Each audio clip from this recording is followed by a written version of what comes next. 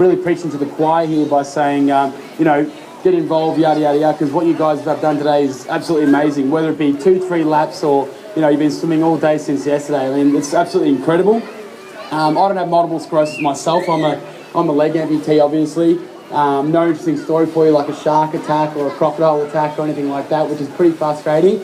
So I'd like a bit more interesting story. I just like to say that my parents just didn't really know how to make babies properly and didn't finish the job. But you need to jump to your own conclusions somehow. One story that I'd like to share with you guys about, I guess, you know, charity and what it's like about coming together and giving something back was in 2003. I qualified for a World Championships over in Argentina. Of course, Argentina being a second world country, we were exposed to not only the international side of disabled swimming, but we were exposed to disabilities at an international level. So disabilities we wouldn't find here in Australia. You know, a boy had broken his arm and he couldn't afford the doctor's bill to plaster up his arm, so he used the broomstick and duct tape to keep it straight. There was a girl that drank some water from her tap, sat back down, went to tie her shoes back up, couldn't actually stand up because the germs, the parasites in the water had actually drained the spinal fluid, and as a result had paraplegic for the rest of her life. So already I was sort of, you know, gaining a lot of experience and a lot of knowledge of what it was like for other people in different countries. One story really stood out in particular. It was on the second day of competition. A girl came into the arena missing both of her legs up to her hips. And she wasn't using, you know, prosthetics or crutches or a wheelchair to get around on. She was actually using a skateboard, which I found was pretty fascinating. I thought, well, what, isn't she using a wheelchair or anything like that?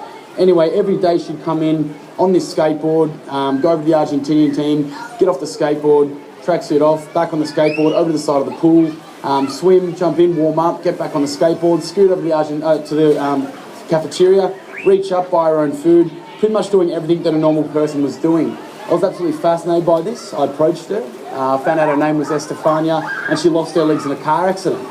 So straight away I thought, you know, that's pretty horrific. You know, I've been born with my disability. I didn't acquire it over time or through an accident or an illness. This girl has had half a life, you know, living a life as an able-bodied person, and then has had that taken away from her through a horrific accident. On the last day, we're heading off on the Australian team bus to head home, and as we're getting on the bus, we saw Estefania come out the back door on her skateboard. Now the terrain and everything in Argentina isn't as nice as ours. There's cobblestones and cracks in the road. So if you can imagine what that's like for a skateboard going across that sort of terrain, she was hitting the cracks, falling off the skateboard. She'd get back on it, scoot another 10 metres, hit another crack, fall off, get back on. This happened, you know, she fell off probably about 5 or 10 times over a 15-metre period. So we thought, you know, that's pretty horrible. We'll help the girl out. We yelled out the window, Estefania, can we give you a lift home? That's when she turned around and said, I don't have a home. We later found out that not only did Estefania lose her legs in that car accident, she lost her mum, dad and her 2 younger sisters, and as a result of that became homeless.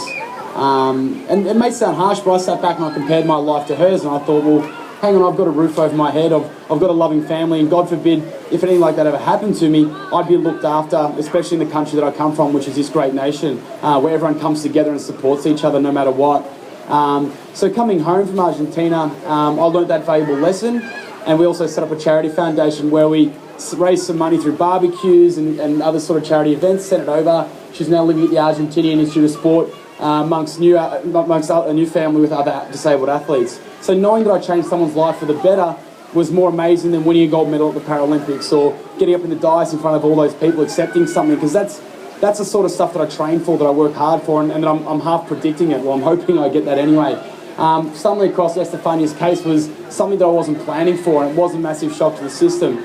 But that's exactly what you guys are doing. That's what you guys, well, I hope you're getting back from this, just giving back and really, really learning from this experience. So again, guys, thank you very much. I hope you've enjoyed today and yesterday, and good luck with the future, and stay in contact. Thank you very much.